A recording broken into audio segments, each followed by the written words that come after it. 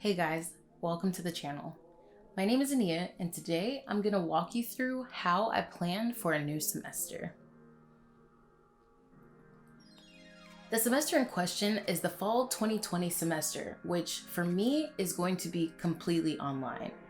I know some of you guys struggle with online classes, but I personally prefer them because I can move at my own pace, I can turn in assignments early, and I can plan it around my schedule exactly the way that I need it to be in order to work a full-time job and go to school full-time. So the way I plan on organizing this semester is through a couple of key apps and tools. And the first one, you probably guessed it because everybody's talking about it, and it is the app called Notion. Now, I've never used Notion before, so this is gonna be a learning curve for me, but when I've seen other people use it and I've seen the way that they set it up for their schooling, I feel like it's an app that definitely will help me. So I plan to use Notion as my master overview. I wanna put all my lectures, my assignments, and my lecture notes into Notion as a way to keep track of everything, keep track of what I've completed, and I can basically always see what's coming up next, which will help me make a study plan and a plan to tackle all of my assignments. Now, because I'm doing full-time school and full-time work, I definitely have to be on top of a study plan in order to get everything done. So I think Notion will really benefit me in that area. So the second app that I would like to highlight is Google Keep.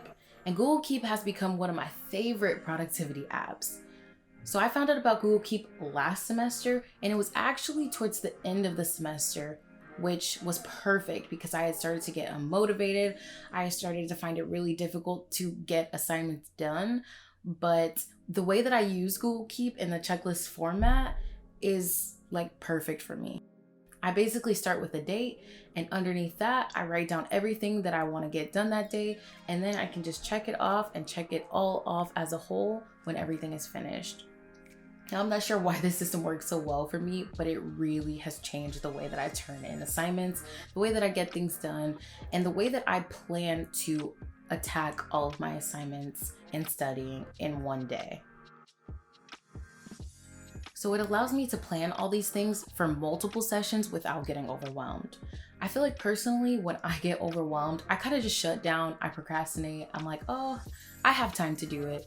You don't have time to do it. Do it as soon as you can, and it will make your life easier, I promise. So usually I try to get anywhere from 4 to 5 assignments done a day.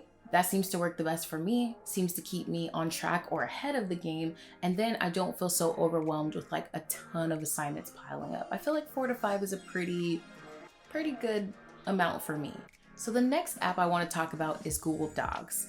Nobody is surprised.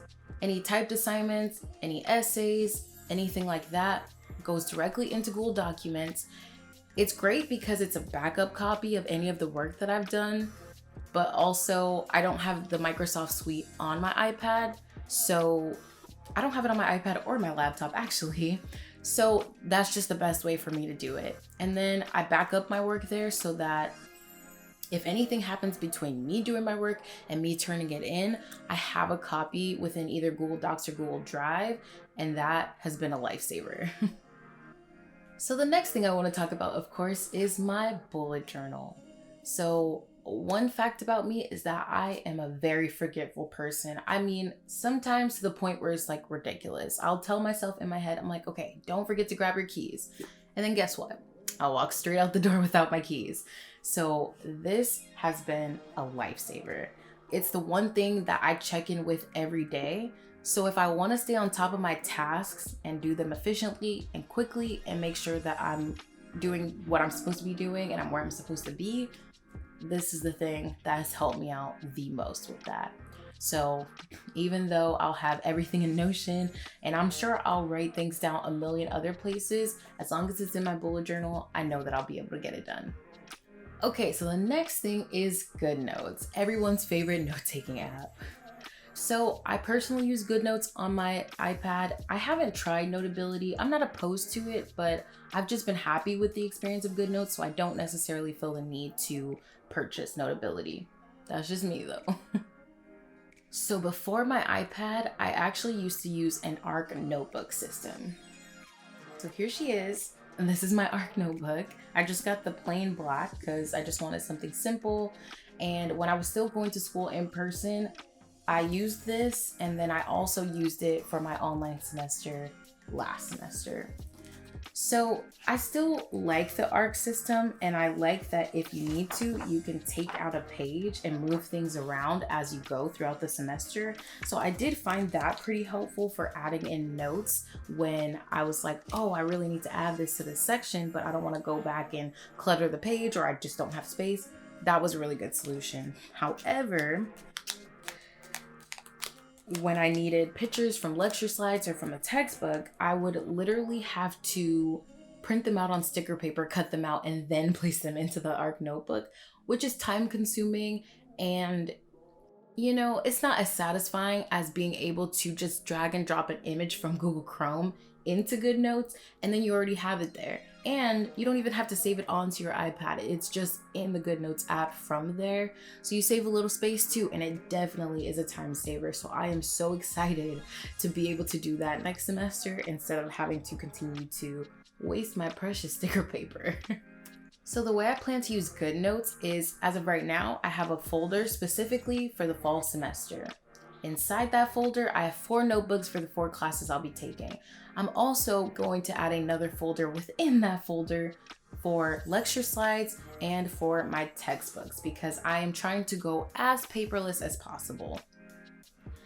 The only paper that I'll be using this semester personally is I would really like to do a 1-page summary of all of my lectures, just so that I can easily go back and have a snapshot of the information without having to go through and read the entire notes again. So I also plan to, within those notebooks, use the page outline feature to organize my notes by the lecture. I think that is going to be so helpful for organization.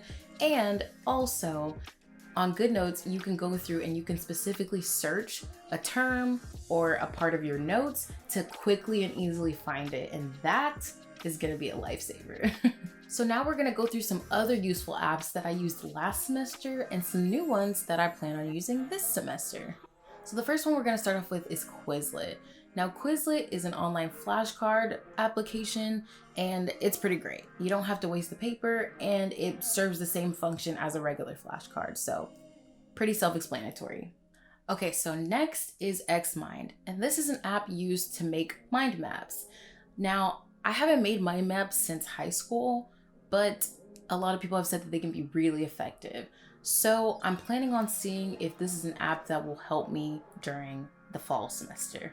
All right, so next up, we have some fun entertainment apps, not only to help me study, but also to wind down when I'm just relaxing at the end of the day. So these apps are Netflix, Disney Plus, and YouTube. So I'm the type of person that I can focus on what I'm doing, even if I have something playing in the background, whether it be a YouTube video or a movie on Disney Plus, etc. I'm able to do that. I feel like it makes my studying experience so much better, and it motivates me to want to continue studying, continue getting my assignments done, because it's just like that little treat that I have throughout the time that I'm doing it. I feel like this also helps me out a lot when I'm feeling drained, because if I was just sitting in here either in the quiet or just listening to music, I feel like it would be really easy for me to just be like, okay, you know what? I'm done. I don't want to do it anymore.